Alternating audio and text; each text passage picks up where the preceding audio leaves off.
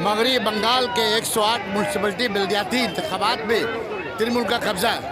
मुखालिफ सियासी जमातों का मुनसिफाना इंतखाबात न करवाने पर तृणमूल पर इल्ज़ाम। कहा अवाम को वोट नहीं देने दिया गया। बल्दियाती चुनाव में इलेक्शन नहीं सिलेक्शन हुआ है। बैरकपुर वार्ड नंबर 17 के तृणमूल उम्मीदवार शेख राजा की 30,000 वोटों से अजीम शान फतह। शेख राजा ने कहा ये अवाम की जीत है।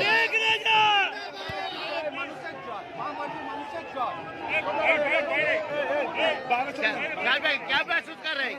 क्या महसूस कर रहे हैं? आज जीत का कितने वोट से जीते हैं?